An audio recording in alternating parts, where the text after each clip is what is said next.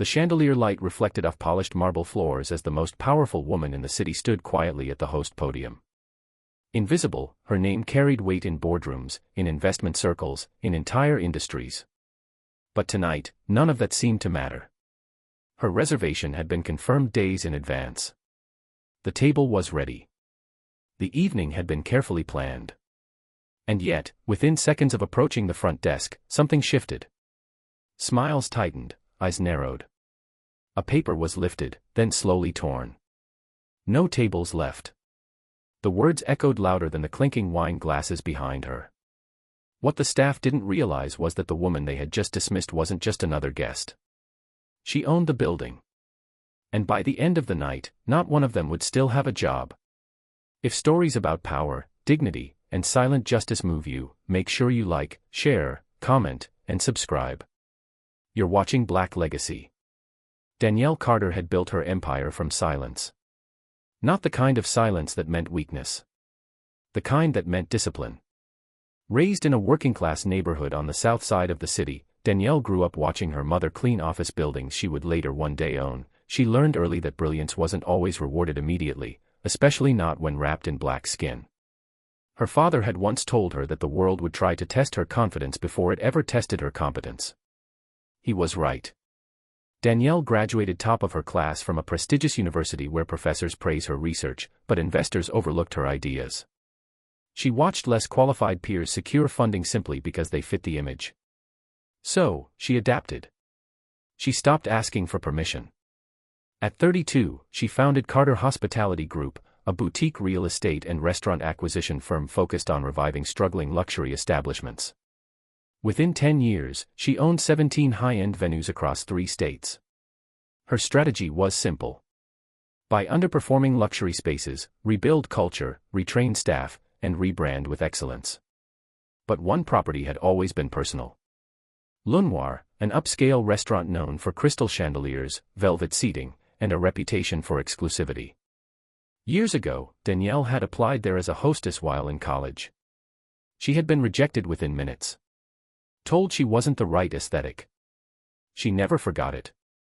When Le Noir began struggling financially due to mismanagement and declining reviews, Danielle saw opportunity. Quietly through a holding company, she acquired a controlling stake. The transition of ownership was scheduled to be announced at a private leadership dinner tonight.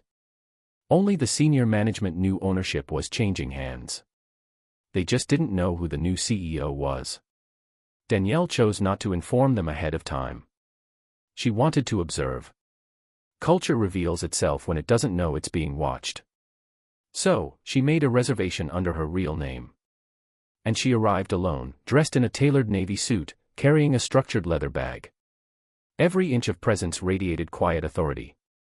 The restaurant glowed warmly from the outside. Inside, the atmosphere buzzed with curated elegance. Couples sip wine. Executives closed deals. Servers moved gracefully. At the host's stand stood a blonde woman with a tight bun and a professionally rehearsed smile. Danielle stepped forward calmly and gave her name. And that's when the temperature changed. The hostess glanced at the screen. Her fingers paused, her eyes scanned in yellow. Not her name, but her appearance. Something unreadable flickered across her face.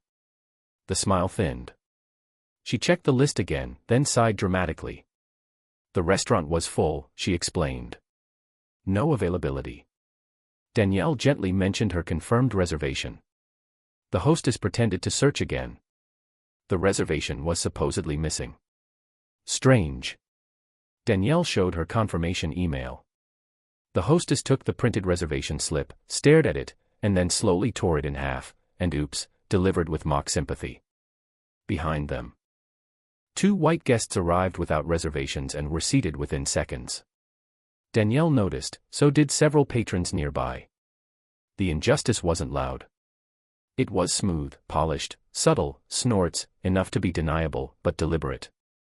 Danielle felt the familiar tightening in her chest, the one she had felt years ago when doors closed politely in her face. She scanned the dining room.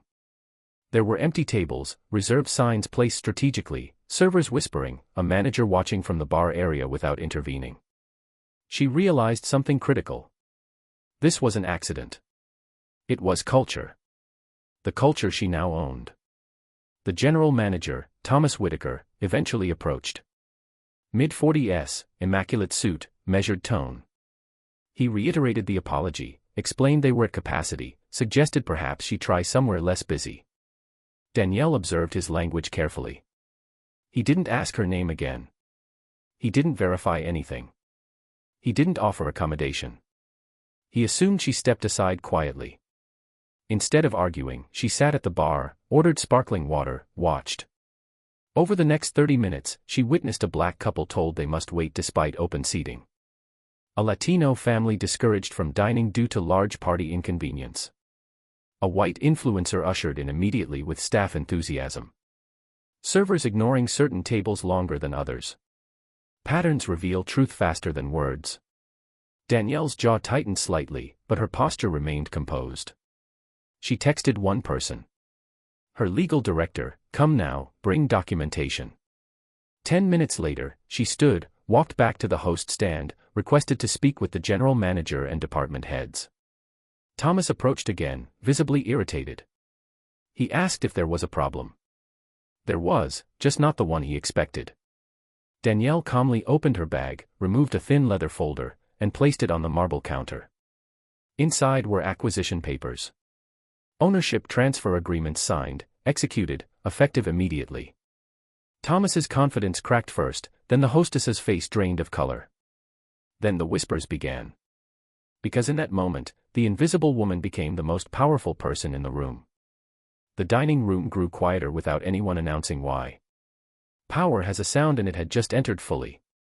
Danielle introduced herself properly. Chief Executive Officer of Carter Hospitality Group, new majority owner of L'Unveiling, effective tonight. She didn't raise her voice. She didn't accuse. She didn't humiliate. She simply described what she had observed. The torn reservation, the selective seating, the pattern dismissals, the lack of verification, the silent compliance from management. She explained that luxury without integrity is just decoration and that discrimination dressed in politeness is still discrimination. Thomas attempted to explain to minimize to suggest misunderstandings, but security footage had already been accessed remotely by her legal team. The evidence was clear. Danielle then did something unexpected. She didn't fire just the hostess. She terminated the entire front of house leadership team. Effective immediately because culture isn't created by one employee. It's tolerated by many. Gasps rippled across the restaurant. Some guests applauded softly. Others stared in disbelief. Danielle turned to the staff who remained.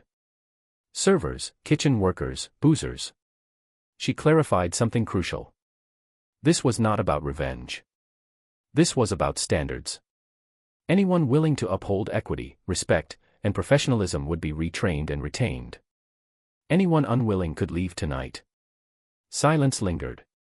Then one server stepped forward. Then another, the power dynamic had shifted permanently.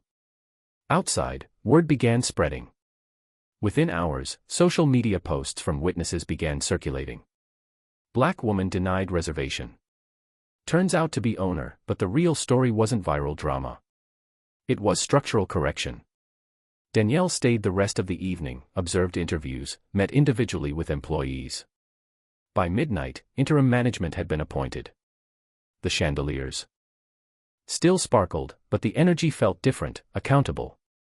In the months that followed, L'Unveiling transformed. Mandatory bias training was implemented. Transparent seating policies established. Community partnerships formed. Diversity and leadership increased. Revenue rose 38% within 6 months. Customer reviews shifted dramatically.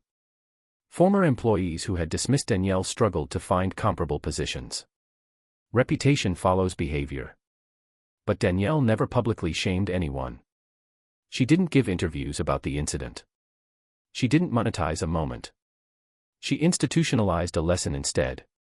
Because discrimination often hides behind politeness, behind policies, behind no availability. And the most dangerous injustice is the one that smiles while excludes. Years later, L'Unveiling became known not just for elegance, but for equity. Danielle occasionally dined there quietly, never announcing herself, just observing. Because power, when used correctly, doesn't seek applause. It corrects systems. The night she was told no tables left wasn't the worst thing that happened to her. It was simply the last time someone underestimated her authority in her own house. And for every person who has ever been told they don't belong, sometimes the greatest response isn't arguing at the door. It's owning it. If this story moved you, if you believe dignity should never depend on perception, and if you stand for accountability in every space, like, share, comment, and subscribe to Black Legacy. Because stories like this don't just entertain, they remind the world who really holds the. Please like, share, and subscribe. HOA Battelle.